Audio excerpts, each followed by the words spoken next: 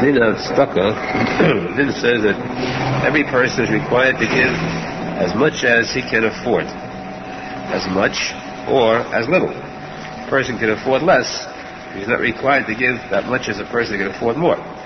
Therefore, the poor person that goes around knocking on doors and begs for a handout, pennies, he too is supposed to give stuff. How? He collects $1, he gives a dime to a different poor person. And that is which means even if he gives the tiniest amount, he should not feel that his donation, his contribution, has no consequence, inconsequential. Because the Gemara Menachos, very end of the Gemara says that Hashem issued a decree that a Jew is supposed to bring a korban, a sacrifice in the Beis HaMikdash. In that parasha, Hashem says 3 kinds of sacrifices. Sacrifice of an ox. An ox cost $500. One ox, $500, or even $1,000. Steer. It's a very expensive korban for a person to give. Take this animal, $1,000 steer, bring it to the Mizbeach, sacrifice it, slaughter it, and what does he get out of it? Nothing. Because this is a korban oila where the entire animal completely is burnt in the Mizbeach. Stripped of the hide, the entire animal is burnt in the Mizbeach. That's a very expensive korban. Then the Torah says immediately afterwards, and also a korban of a bird. A person brings a dove or a pigeon, that is a sacrifice of the Mizbeach too. A dove or a pigeon costs $2, $3. It's the whole sacrifice is $3 compared to $1,000 ox. Then the Torah says, Hashem says, bring a bit of flour. Flour you make dough with. This flour costs perhaps 2 or 3 cents. The whole amount of flour to make the kiruv. So we have 3 kinds of korbanos. One is a $1,000 ox. The second is a $3 bird. And the third is 3 cents worth of flour. Now, the posek also says that this sacrifice will be accepted by Hashem with reach nechayach. Reach nechayach means very pleasantly accepted, very pleasantly liked by Hashem. Hashem will take this with a deep satisfaction, kaviyachol. This word reach nechayach says by the sacrifice of the ox. The same word says by the sacrifice of the bird. The same word by the sacrifice of the 3 cents worth of flour. Meaning that there are 3 kinds of people. There's a wealthy person. There's a person who does not possess much at all. There's a person who is impoverished. A very wealthy person who must bring a korban of an ox. He's got to spend $1,000 for his korban. A person who cannot afford money brings a bird. $3, which to him is money also. A very poor person who has no money at all can scrape together pennies, 2 or 3 cents, he brings flour. Now Hashem says, don't think that the $1,000 ox gives more satisfaction than the 3 cents worth of flour. To me, they are all alike. As much as a person can afford, that is what counts with stuff. That's why there's no set amount to give stuff in. There's a ratio. 10%. If you earn $1,000, give 100. If you earn $1 million, give 100,000. If you earn $1, give 10 cents. Every one of those is identical because 10 cents on $1 is 100,000 on $1 million. There's no difference at all. They're all the same amount in stucco. They're all accepted with the same value. You don't get a bigger mitzvah giving you 100,000 on $1 million and you give 10 cents out of $1. Exactly the same mitzvah. If you have more, you give more. This is the mitzvah of stucco, except that in some cases a person is excused. A person who has exactly the amount that he needs. Let's say he scrapes together $1. He needs $1 for food. He cannot buy food for 90 cents. Impossible. He must have $1 because he's got a wife and children. You have to give each one a little bit of milk. And a piece of bread, that's exactly what he needs for it. This is not a theoretic case. This is a case that existed. We don't see it in America, because America is the land of the free, the grave of the free, and the home of the Yagush. But there still is plenty of food here, food for plenty, including the Russians. So you don't see real poverty here. Especially, you don't see poverty among the poverty-stricken ones that claim to be poverty, among minorities. when they claim they're poverty-stricken, then you see only Cadillacs. But in Europe, different countries where there is real poverty, they do have such circumstances where they have just a bit of food. You can probably speak within the family, and of course in certain countries too, there's literal starvation, like in India, you have people starving without a drop of food at all. Here, the din says in such a case where a person has exactly enough to feed his family, no more, he is actually excused from giving stuff. Why? Because the rule is always that if it's a question of your life or your friend's life, your life comes first. The whole discussion in Gemara about that, if you recall, Yaakov discusses this, and Machlekes, where one Tana says that in case two people are in a desert and they have one canteen of water, enough to save one person has a canteen of water. If he shares that canteen with his friend, both of them will die. They will not get out of the desert alive. He drinks it himself, he will live, his friend will die. What is he supposed to do? So one says, you got to be fair, you're not supposed to be selfish, you're supposed to give it to half to your friend, half to yourself, and hope for the best. And Akiva says, your life comes before your friend's life. It's your water, your life, you come first. Not that you may do it, you have to do it. You cannot allow both to die. You come ahead of your friend. The question, of course, is, should you give the water to your friend, let him live? And again, we have a Torah that says, you come first to this. It's not like jumping into the water to save a person's journey.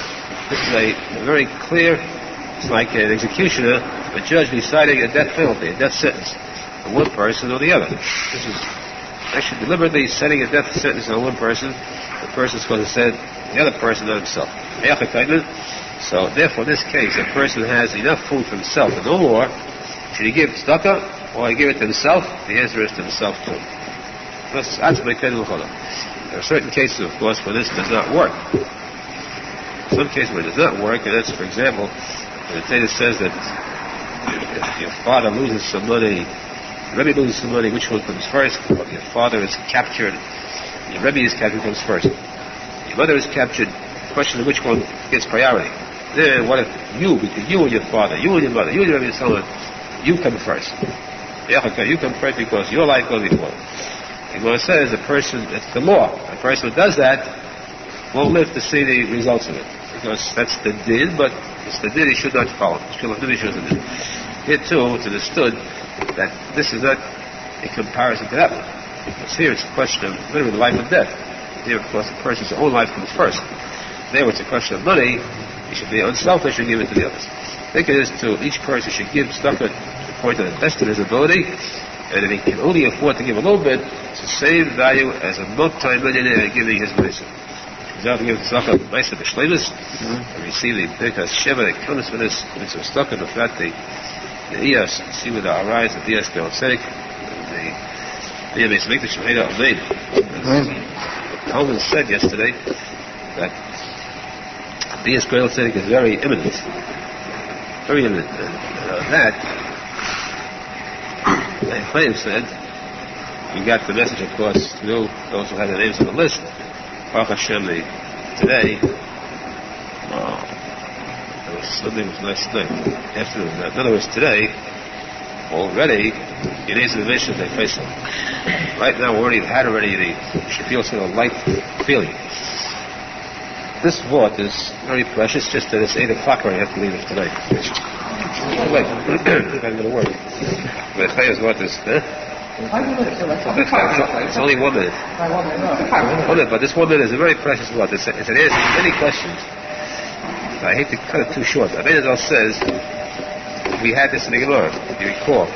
He stresses the Gemara. The Gemara says that cursed are those who figure out the case, the date of the Mashiach. They say, we'll come this year, this Gematria, this year. Arizal says they do that, they're holding back coming of Mashiach, because he will not come in a year which they say will come. Cursed are those who figure out dates, because Arizal says he will not come in that year. So it's very sad, you see people figure out dates. Now, this year, to our regret, there are people today all over showing proof that Shalvas there's Gula, this year, Talmud Bavly, they say is the Gematria of the Gula, so this means that it's rough. Mashiach can't come, Chas v'shalom. And Chaim says, the tzadik emes was asked, and then you see the answer, besides the Kedusha, you see the Hikchas, the Chachma. It's a treat for the Shvedish. It's words, every word is a gem. He said Mashiach will come despite them. Why? Because what's meant by Nachash V'Kitza? They say Mashiach will come Shnas Tov Shin Lamed Vav, right? They figure out this is the date. So, are they telling the truth in their own mind? Prove it. Walk over to any one of them. Say, you believe he's coming out? Give me a loan until Mashiach comes. See if they'll do it. Let me $100 till Mashiach comes. It's only this year, right? What can you lose? You won't get a penny. No, their whole cheshbon, the whole figure is all sheker. They really believe that they say, here's my house, everything. This is when they prove it, the whole thing is false. So don't worry about their figures, pay sheker, cheshbonim sheker, Mashiach will come, boyo lo ya'achel, will come, we'll be able to see with our eyes. Now, they go to Shleima. This was stuck on how much one's supposed to give to a poor man. We mentioned it a minute ago. But Arizal says the highest nachas in heaven possible is one who makes Torah, he makes tefillah. That means if you learn something in the Torah, you learn a Halacha, a din, or you learn a Delamusa, you respond to Hashem immediately afterwards that to fulfill this mitzvah, this din. This is the biggest nachas possible. Kaviyachol, to Hashem, there's no bigger nachas than that. So it's understood. The Torah says constantly that we learn what is Torah considered a real, true Torah Lishma. There's Torah Lishma, Torah Lishma. Torah Lishma means that a person learns the Manas lessons. He learns their condition to fulfill. Especially when Hashem is Messiah, a person, Zaydik Kodesh puts it in such a way, you don't know how to describe it as a matter of beauty. You can never say about the Torah that it's beauty. Because it means that you're belittling, a different word in the Torah, saying this one's nice. But the wording in the Zaydik Kodesh in this case says that if Hashem likes a person, mention this wording, listen, and absorb this carefully. If Hashem likes a person, then He gives the person a gift. Like when you give him a gift. Now what is that gift? Hashem gives the person a poor man. He can give stuff to him. It's the biggest gift possible. Hashem is mezakeh. He gives the person a chus. A poor man who is an oni hagun, a finning oni, where he can get the mitzvah of stuff. So great a mitzvah. Which means, of course, as the Gemara says, the Gemara stresses that the mitzvah of tzedakah is not that simple to get. Of course, there is so much tzedakah, different types of tzedakah in the world, and those who are not fit, those who are not zecher, they are misled into also the other taihu, a strange kind of a world where things are unreal. He gives tzedakah, and actually it's not tzedakah at all. It's an unworthy cause, completely unworthy. So he can spend his whole life giving tzedakah to the Federation, for example. He might as well give it to a dog and cat hospital. Same kind of tzedakah, there's no mitzvah. He gives tens of thousands, hundreds of thousands. Look at these big checks they go to the Federation. Even the UJA is also a real business foundation. So what then? The schus of a person receiving this gift from Hashem, the opportunity to perform real stuff. That's why I'm so impressed. Already the chance to learning about this mitzvah, and Hashem sent us only Hogun, the ultimate example to give stuff. This kind of stuff is a matter of Amish supporting his son. The mother just passed away, supporting his son. And this man who looks like he's very small, like nothing, right? That's how the tzaddikim, hidden tzaddikim look. I saw a document signed by one of the Gedolim in Yerushalmi, very big, one of the big tzaddikim. And this was documented with this rabbi in Israel plus 3 other Jews living in Israel now who all signed that he had saved their life during the war, during the Nazi attack. yet personally saved their lives, and they want this done on record to show some kind of a sign of gratitude. So that's why now he doesn't take the same lives, and he's a Simon. Baruch Hashem Yimezecha, Hashem sent it to us. It was a big course. So this is how much is a person required to give to an oni. Of course, the person is required to give himself Maisa. That's what he said. He's yet to the midst of stuff. Well, let's say a case where a person has already given away his Maisa. Right? The person says, therefore I am free, rather free for giving stuff. Then suddenly a poor man comes to him who needs food, clothing. How much is he then required to give? Will he say that he closes his heart? He doesn't give any more because he gave his order already? Or is he mechuyev to give? He once said that this is a person required to give beyond the regular din of Maisa. This is a separate mitzvah.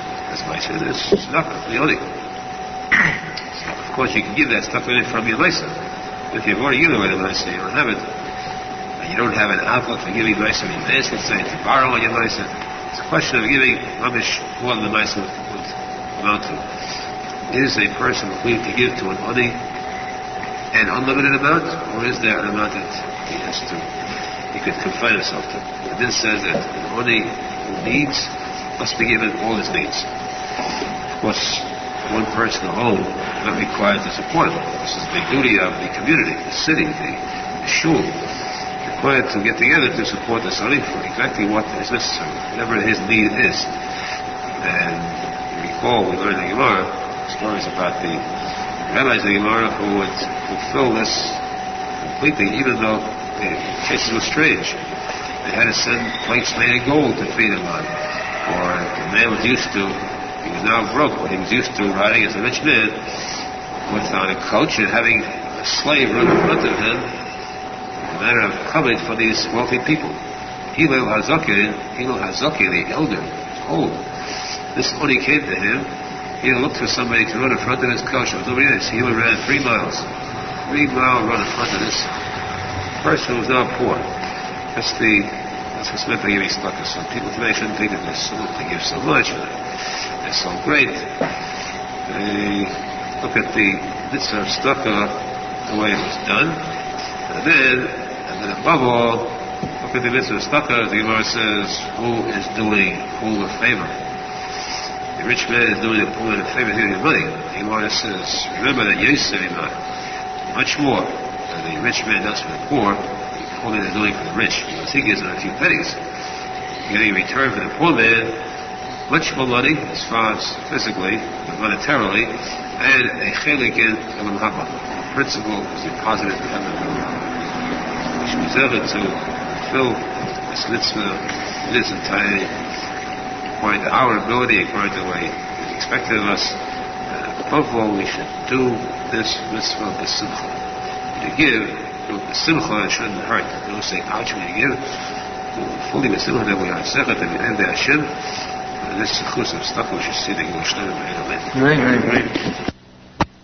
Continuing the din of tzedakah, the din says, according to the Gemara, that when a poor person asks for a handout, tzedakah, then you are not allowed to question this poor man as to whether he is genuine or whether he's a fraud. Perhaps he is faking, perhaps he's really well off, and this is his means of making a livelihood. When it comes to a poor person with his hand out, you're not supposed to ask questions, you're supposed to give. This is if he's asking for money, food. If he wants clothes, he has food, he needs clothes, then you're allowed to question and see whether he's real, genuine, or pretended. But in general, we're not supposed to investigate those who ask for money. This carries very far, because the din says, Gemara tells us that when a Jew comes to ask for money, a Jew you have to give him, you have to provide him. If a guy asks for tzedakah, then there is no necessity, there is no requirement to give. A guy wants tzedakah, there's no mitzvah to give to a guy. Just as there is no mitzvah, the opposite, to take money from a guy for tzedakah. You're collecting money for important tzedakah, in yeshiva, It means that those who give tzedakah to this cause are receiving a major mitzvah, schar for it. You're not allowed to be mezakeh goyim with this mitzvah. You don't collect from the goy for the important tzedakah. That's wrong. This is not, these mitzvahs are not for goyim. Why give them the opportunity? Goyim should be.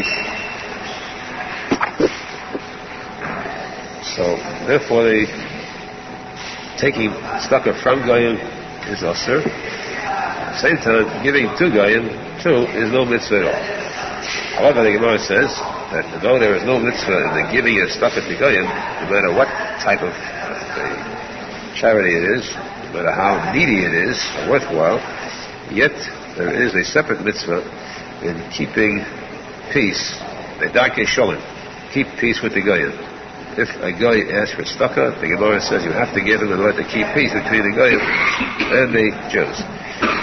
This keeping peace, of course, is meant purely as an act that will bring about to a Kiddush Hashem, because Kiddush Hashem means the opposite of causing an embarrassment, disgrace, chas v'shalom, to religion. The goyim will see that the Jews refuse to give. They'll say, what kind of a religion is this? Who have no heart, they have no soul.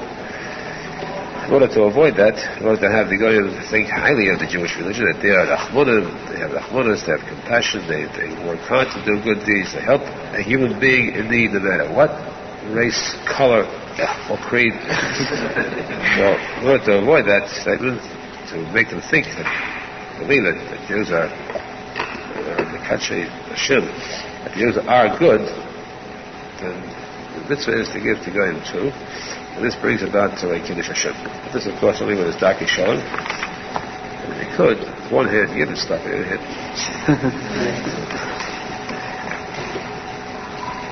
Again, the mitzvah of tzedakah and amount is to give ma'aseh. This ma'aseh, mathematically, it means to give a tenth of the person going to business. He should give a tenth of his capital. Principal is putting to business. Then a tenth of the profits that he makes afterwards. And if he earns, whether it's business off of the salary, the shaila is brought in the day in Shulchan as to whether this din applies to the gross earnings or the net earnings. The person earns $200 a week, whether business or from salary. 10% of that is $20, but his check has a deduction of $50 for taxes. He comes out with $150, which 10% is $15. Does he give $20 or $15 from that check? This is a very much discussed halacha, discussed in days, discussed in many svarim. The Sefer Chassidut, the Farshim bring a lot of days, and the final word is that the required amount is from the net sum. In a case like that, $200, the $150 is going to pay, required amount is $15 tzedakah.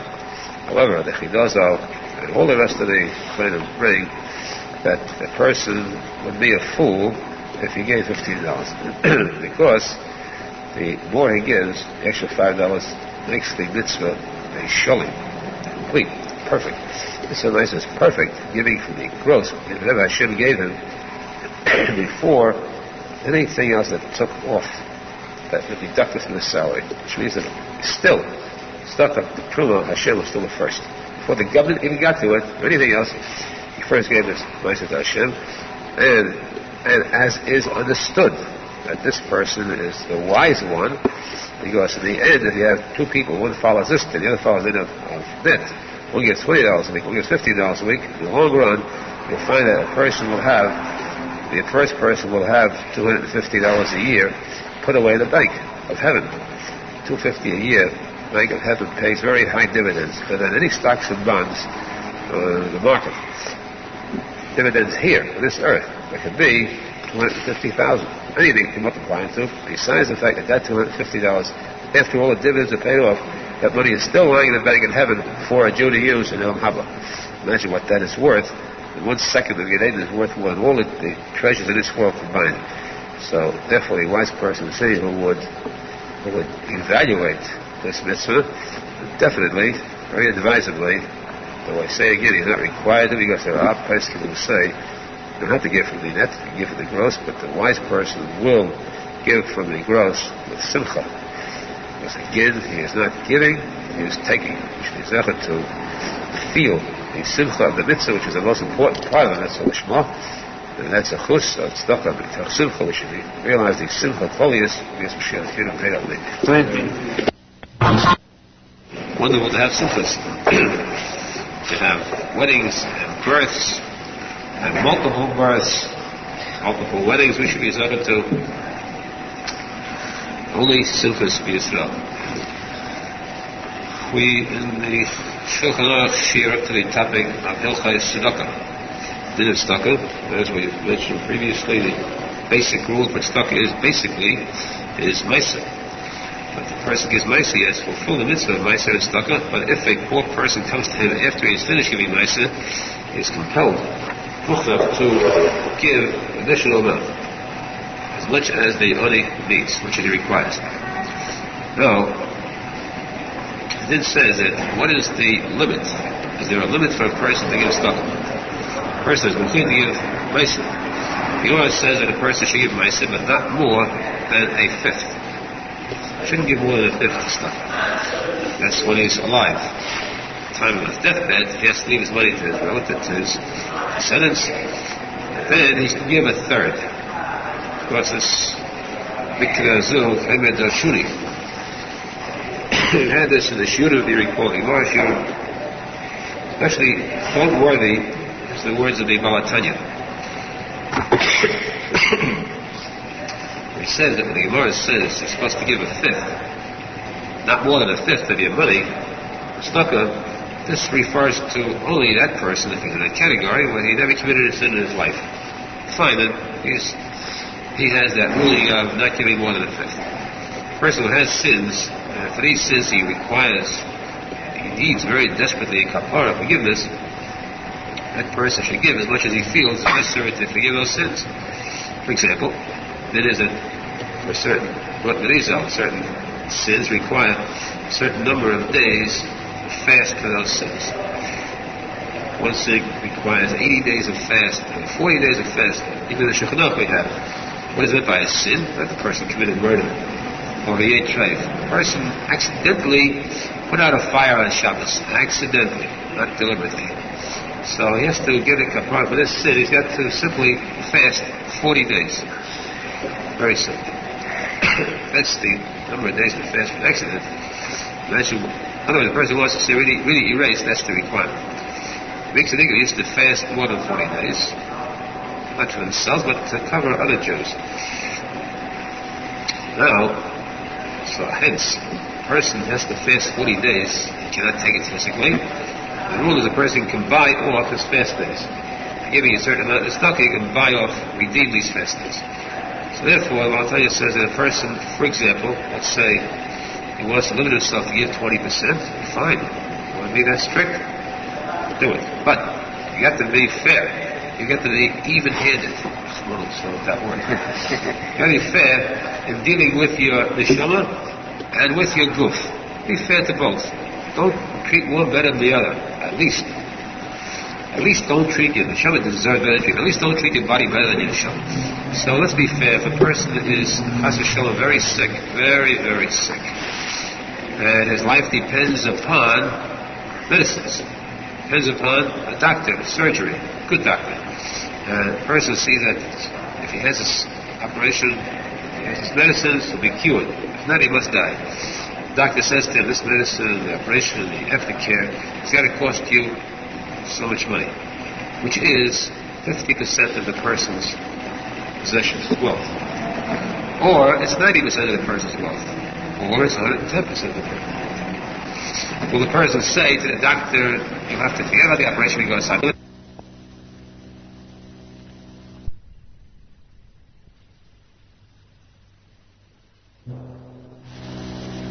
They never say to the doctor himself, if it costs more than 20%, reject it, turn it down, and suffer the consequences. He will not do it. Why? Because he is very sick, and to cure himself, will spend over 20%. Here too, same thing applies to the person who has to give tzedakah, the second is neshama. That person is conscious of the fact that his neshama is very sick, has committed sins that have caused an illness, spiritual illness, there is neshama. The din says give 20%, that's for a neshama that's healthy. He knows the neshama is very, very sick, it needs a cure. This takes more than 20% of his money, then at least as fair as he wants to the goof, give for the neshama. Therefore, this rule of 20% does not apply. In fact, if you recall, we once had a Pedish I considered one of the best. The Chiddush that I said was that, to me, seemed like one of the Yerushim that are worth saying. The Gemara says that Yaakov had a friend, a Chaver, his name was Rabbi Yesheva. Yesheva, of course, that Arizal said, I mean, after all, you ever hear the name Rabbi Yesheva? Then you got the Yeshakai. I mean, one of the names of the Rabbi Zohar is the word of Hashem. Anyway, they had this friend who had the heavenly powers of Shakai Hashem. So the Gemara says that Rabbi Akiva went until he was very imbued with the spirit of giving tzedakah. Because remember, he was very poor until he got married. Like 24 years later, extremely poor, he's impoverished. The only thing he could give him, he got married with a little bit of straw to an old man who was really unloving. So when he became very wealthy afterwards, he had the extreme desire to give stuff, to give himself. So he wanted to give, the Gemara says he wanted to give more than 20%, and his good friend, his very close friend, Yesheva, stopped him. He was a millionaire, multi-millionaire. He inherited, took half of the wealth of Kabbalah, the richest man in Yerushalmi. He also had 5 other places. He received extreme wealth. So he wanted to give, he could afford it. He had, let's say, $10 million. He wanted to give $2 million plus a few dollars extra, over 20%. And his chaver, his close, devoted friend, Yesheva, said no. He refused to let him do it. And nobody ever questions that word. Moshe remained with a sort of a perplexed attitude towards him. This is your good friend. If he had his last 20 cents left, well, like he was in it. But here's a case where a good chaver, and a good chaver means a spiritual chaver, who knows the value of tzedakah. Tzedakah tatzamid lovers. Tzedakah is an investment in Elam Haba and Gan Eden. Tzedakah is the mitzvah that covers everything. Mitzvah should bring Mashiach. So his very close friend of Yesheva is stands for Shakai. It's great power. Said, don't. I will not let you because I'm your best friend. What's the reason for this action? Right? I said I never found the answer. Here we have the answer, very clear, truly clear. Yesheva said to Akiva, I know you are Bechinas, which means you have the extreme degree of animus. The greater you are, the more modest you are. So you, Rabbi Akiva, say to yourself, I have so many sins, my neshama is so sick, I have to give more than 20% to cover for the sickness of my neshama. Yesheva said, I know that I'm willing to say again, how great you are, you have no sins. You are the one the Gemara directs the statement to. One who is pure completely, he should give only 20%. Others in the world who have sins, they should give more. You are the tzadik, no necessity to give more. So, since we are a little bit distant from that madrega, so we should never be frightened about the idea of giving 20%. And the maskir, this up to women, similar to the maskir, the nishmas, the ladies of Father Shalom, who I saw with my eyes, one of the greatest Bali tzedakah I ever experienced. In fact, I keep doing tshuva because I learned from him how to give tzedakah. I will give tzedakah, raise with tzedakah. Because he was the one who founded the yeshiva in Yerushalmi. He was the founder, that's why he's called Nossi Harisha. He's the only first Nossi of the yeshiva's press of Yerushalmi. He was the one who founded the yeshiva in the old city, Batei Machzeh, where Menachem Mendel Schneerson was. His yeshiva until he was driven out by the Arabs in 1948. And his giving of tzedakah was to a point where there was no question of Ma'aseh. I've heard of the word Ma'aseh. Chaimish, fifth, also unheard of. If the time of business of the profits for the week, well, let's say a good week, we're turning $800 a week, which means you had to pay for the rent, for the expenses, and so forth. But before rent, before expenses, there was an important thing that came up, $800 this week, so let's give $810 to be nice. There was one time when there was a tzedakah that came up and he gave it, it's up in the mouth. And I say again, I'm wishing my sins today. The time that me, who I felt I was working with stuff in it too, but I was sort of cut by it. And I criticized the R Nosson. How much do you have to give? How much is the necessity? Let's give with a little bit logic, a little bit sense. And he was R Nosson with it. Saying this to get that city race. To show what is meant by true spirit of stuffing. Stuffing does not require mathematics once you go past the basic finish. Arizal says, because people today who give Meiser are outstanding. You know, so they can give in this generation give Meiser. A lot of people say, not that good giving Meiser. But Arizal says that when we say, this is to conclude with this word, because we're late. So he says, the sinful we kept in with longer. To finish the words of Arizal, we say, Kriya Shema, Yad Hashem Ekecha, Shalom Hashem, serve Hashem with Ava, it means with all your power.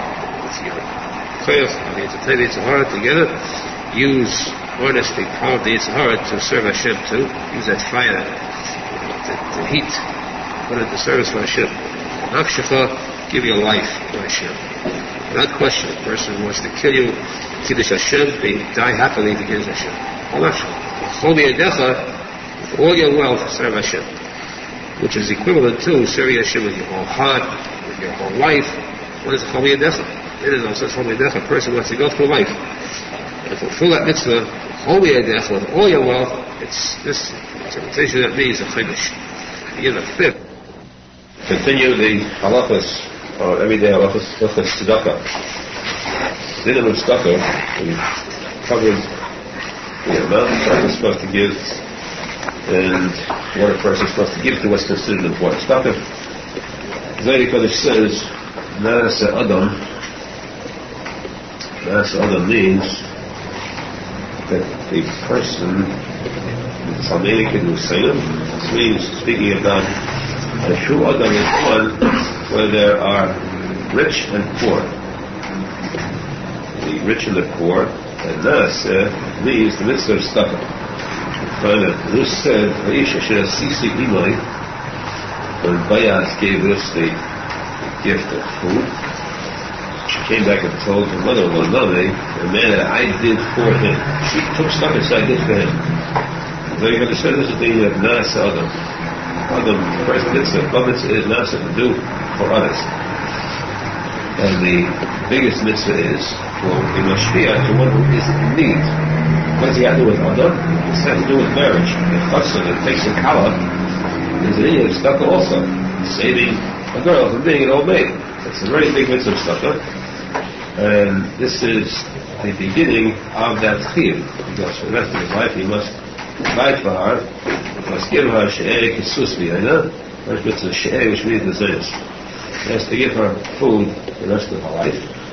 And of course, he thinks he's doing a big favor. Like this, the Gemara says, we have to be very thankful to the wives because they are like chidamas. They work from morning till night. They raise the children, which is the biggest difficulty possible. Any man would rather go to work digging ditches and to sit home for just a few hours taking care of little children. Same person was misread. We have to be thankful. And the Gemara asks, why do women get connected? After all, they don't learn to tell you like Mendel. They don't struggle over a hard piece of Gemara. You get bored out if you don't know it. The Gemara says, Dayenu, enough. It's regardless of the they raise our children. And there's always over enough. If you think you're doing something, don't compare to them. That's the Adam. This is getting married, which is the first mitzvah in the Torah, very big schus, especially a customer can save the whole million from saying Tachnu that day. It's also tzedakah, giving charity for me. So we want to extend the bracha very humbly in this group. It's a very poor group. We're very poor mentally needs, but we're very rich with sentiment and sincerity. I wish you wish you a very happy life and a very rich life. So to have Shimshon bestowed upon you a lot of Shefa, Rav of Breslov, to lead your life properly and give tzedakah from out. Big hand. This says it's just a brief addition. course, the main attraction of all they had. This says if a person wants to get the mitzvah tzedakah, he can also do it. Again, we spoke about loopholes for a person to advise. One of these are very weak loopholes for a person should be aware of them. This is if you want to escape. You have to be one of those who wants to get out of your stuff. A person who wants to give tzedakah can give it by feeding his children, if they're grown up. It's grown up children. This, of course, or feeding even his father.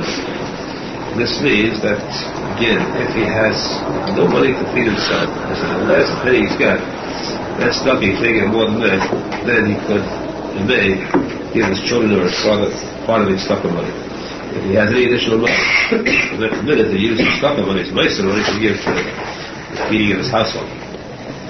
However, in general, it says that a person, the Lord says a person should always give tzedakah to the poor, among his relatives first, among those living in the city, among those living in his country, before he gives to anybody else. Except that the Lord says that the Yerushalmi itself still takes priority over all other poor. The highest mitzvah of tzedakah is to give to Yisrael. It is not reason, it's nothing that Yisrael is far above. Of course, there's whole Torah involved explaining why tzedakah is so high, and why we are fortunate we have the chance, the opportunity to give that kind of stuff. Now, one more final item. The Lord says that a person who gives tzedakah to a poor person should give it to him with a smile, never with an angry face. Because then he can lose the mitzvah of tzedakah completely. He loses the entire schus. If he gave him $1,000 with an angry face, he loses the mitzvah tzedakah, and he also gets to sin and lay it on the loft and sit on it. He has to give him with a smile, with happiness, and to console him, to sympathize with him, to chazik him, strengthen him. This is one item that I've mentioned a few times, and I would like to repeat this, because I like to mention the name of Rav of Breslov. All the time that I knew Rav of Breslov, of course, I was Yenik. I received nourishment from Rav of Breslov, and Taylor very richly. The one time that I dared to offer a chiddush, to say a chiddush, Rav of Breslov asked him if he agreed with this chiddush, and when I said it, he didn't agree completely. It was like a small ant offering something to a lion. But he agreed to it that it was correct. I checked with him and he said it was right, very good, and that's why he used it. I'd like to repeat that often. The Gemara says that Nesei Pruta Li'oni is going to shesh. A person gives a pruta, a penny for a poor person, stuck it, he gets 6 brachas for it. If I said it's more than, it's going to be an hour. If he doesn't give money, he gives him instead. He soft talks him. He appeases his heart, his harsh feelings, his sad feelings. It consoles him with the fact that he's poor. It's a big mitzvah to give you a penny. He gets 11 brachas for that. 6 and 11.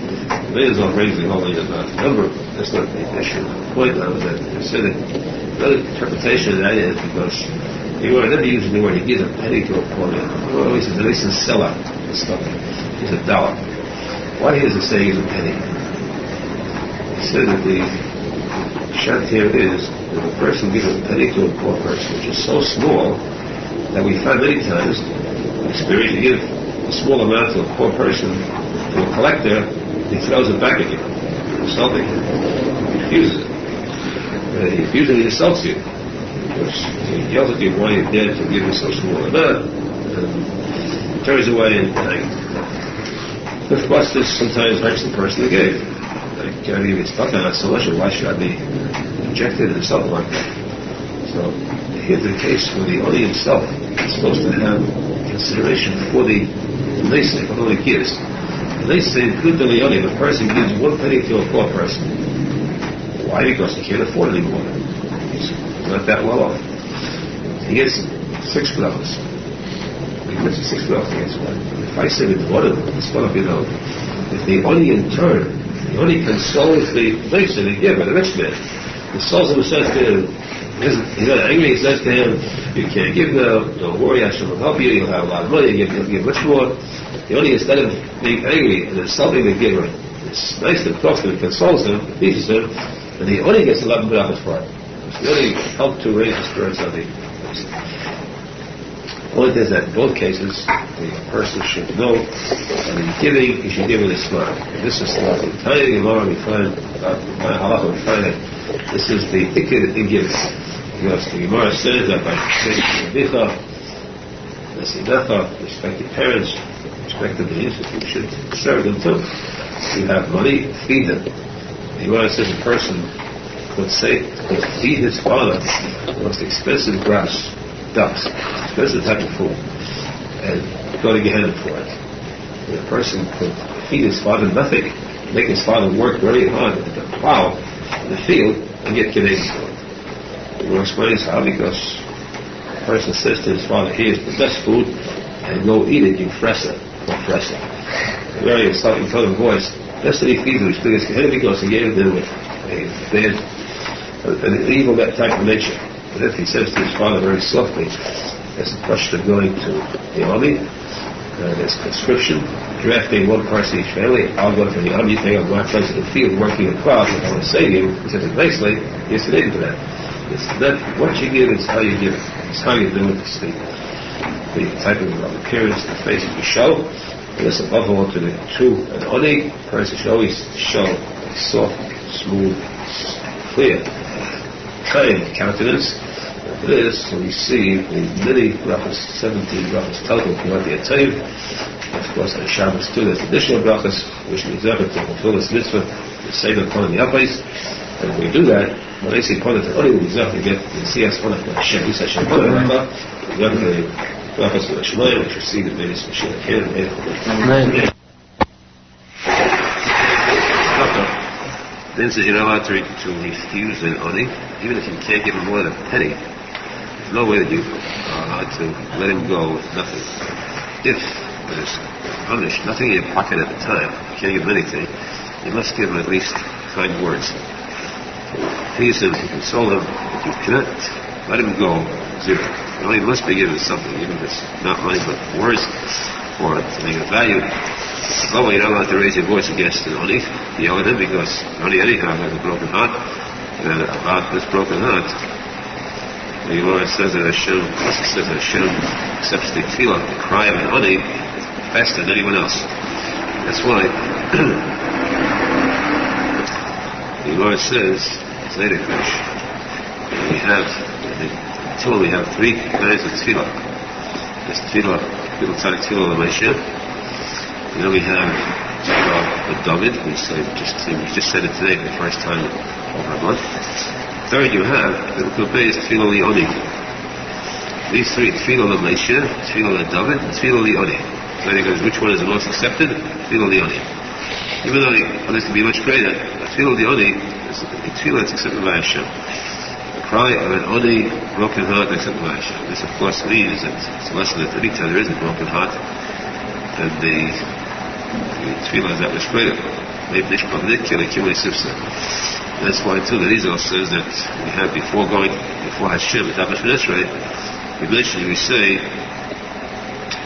the Arizal Dalim, Arizal Dalim, we come before Hashem, and Dalim means a very poor person, only lower even than only poorer than only a Dal. Arizal Dalim, then Hashem will surely answer the Jews when they come to cry before him. So this is why a person should be very careful treating an oni properly, giving him the kindness, even the money he gives with kindness. Tzedakah is the chalal of a neder. Neder means a promise, a vow, which cannot be broken. That's what a person says. He says, well, I'm going to give this money to tzedakah, and he is required to give it to tzedakah immediately. If there's a poor person staying, and he says, I'll give you $1, whatever it is, he waits. He's already breaking it in about the Aharon, delaying the payment of this money. Unless he says, give $1 to tzedakah, there's no money, no poor person nearby, he can set it aside and give it to the later. The shul, if he gave a pledge to give to the shul, tzedakah, and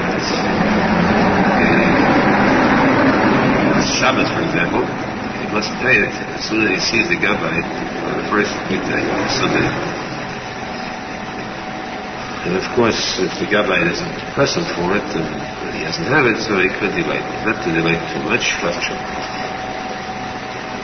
another traditional item is brought in there. Every neder, a person can remove this neder through a chacham or through 3 people. The only 4 people a day, a matzi neder, a Torah sedorim. Remove the neder, nullify it, so there was no neder at all. He's free to the neder. This can be done with any neder at all. However, when it comes to neder b'staka, although it is possible, a person promised to give $100 for staka, and then he realizes it's difficult for him, he wants to get this neder removed, nullified, like a person on him, but he goes to 3 people, or to, in this case, you have to go on a chacham, so the chacham can be marked in the neder. However, the Din says that the chacham will be punished being marked in the neder. Yes, though he could, it's the wrong path to do it, is taking away money from stock. This is a kind of neder that actually you will not find any chacham to be back to this neder. If he does, he's not a chacham. So it's not, because he wouldn't take it upon himself this kind of a risk. A neder for stocker must be completed. Unless you find a fool, some rabbis who are certain members are good for nothing. And we see a lot of them. In fact, we just, if you pay close attention, today's kriya, today's lady we just read about the Shulchan rabbis. It says, Vahi no bo'oretz. It was not over, take it to that. Well, that was good for it. But legally, though, it then says that may be removed, but it should not. So a person should be careful. The first one, when he says a word about staka, think twice, weigh your words carefully, and if you do say it, fulfill it as quickly as possible. You have to do the staka properly, you have to get the schar of staka, the schar of see the Mishpat Mother, trying the staka, see the Vias go. Say the Veda. Here the Hilchos Tzedakah. The Gemara says, Din says that giving staka is one of the top mitzvahs in existence. A mitzvah for which there is schar in this world, the future world, and plus all the results that come from that. In other words, if he is stuck with the money, he only has what to eat for his wife and his children, so he gets schar for supporting, saving lives of an entire family. Still further. Yet the Din says, the Gemara tells us that this mitzvah is higher and stuff. A person can see an oni and give him nothing, and not to say a word to him, but still going to take a mitzvah. And that is if he induces, persuades others to give stuff. One who raises money for staka gets a bigger mitzvah than one who gives stuff. Because he gets the schar, he gets a higher schar, he gets the part credit for the person who gave, plus, that means he has part of the credit of giving, plus he has a mitzvah of making the other person gives. He has 2 mitzvahs against one. And it's one, Sefer Chassidim, very important, Sefer Chassidim says, it's a midah chassid thesis. Only Tesis says that a person should be very careful not to lose his mitzvah, not to lose part of it. So a very vital bit of advice. It says the Gabbai Tzedakah, one who collects tzedakah, Ashemai, Ashlechelka, he's very good and very fine, very high, but don't let him be your undoing. Don't let him spoil things for you, because if he comes to you and asks you for tzedakah, he's going to take away part of the mitzvah. What are you supposed to do? You're supposed to go to him first, give him before he gets to you. This is the advice of Rabbi Nachman. He says, be sure to rush and give before you are asked. How much bigger the mitzvah, how much better it is, it wasn't demanded of you. Now, the Gemara says too that a guy like Stocker, when he goes around collecting Stocker, those who do it know that it's not too simple not to lose your job. Because many people frown upon him, many people are angry, bothered him, thinks the person not so good today, or you were just here yesterday. He receives a lot of abuse. So you should know, this abuse should not hurt him too much. Of course, sometimes really he's embarrassed sometimes very badly. He's yelled at, he's degraded. And here we have Mahash we haven't got that, but we see some places where Gamay stuff goes on, they collect him, and he's stepped on, literally, he's crushed.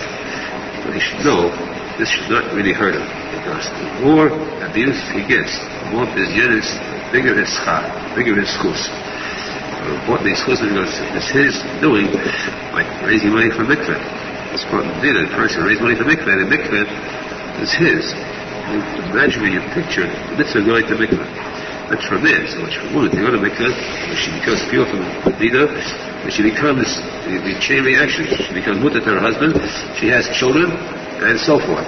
And all this person who raised the money, who erected the mikveh, he gets the schar for everything that comes after that. This person alone, he did one act, and he has mountains and mountains of schar. The mitzvah guys mitzvahs, they want chain reaction of mitzvahs. So how big it is, of course, this means he gave himself the money for mikveh. He had enough money. He gave it to the mikveh instead of giving it to the Federation, the UJA.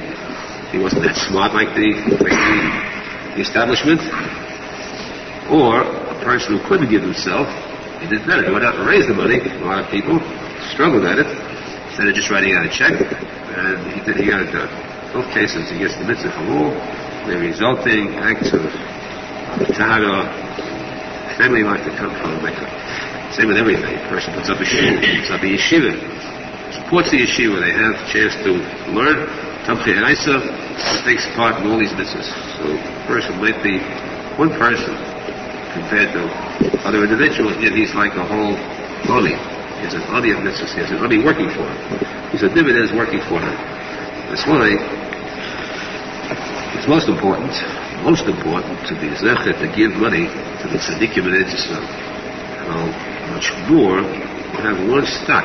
This is the part that Menachem Mendel always stressed. You only have to buy stocks, or to buy stocks that bring you profit. To buy a stock that brings a little profit, it could be a stock that brings a lot of profit on the same money, you'd be a fool to give it up. So we have a chance with the same dollar, the same $10, place it, to invest that in the yeshiva, you have tzadikim and team shivim in it. It is also the word Torah.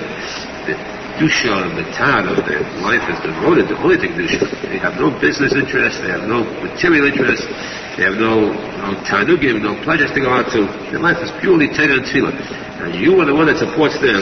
Imagine what kind of a sechus that is, what kind of investment that is.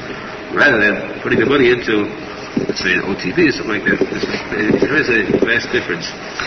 Which means some of the places here, like stuffers which people give big money to, they think it's stuffer, actually it's a loss. Could have gotten so much more. Still, as big as it is, remember always that the bigger mitzvah is to be asset. Make others give, persuade others to give, that's the biggest mitzvah, which is ever to be isser umi asset. Person bigger than making somebody else give, of course, within says is one who makes others give by giving himself. He says, match me. I'll give $100, you give $100 too. He got himself. You have the mitzvah of giving and making others give combined. The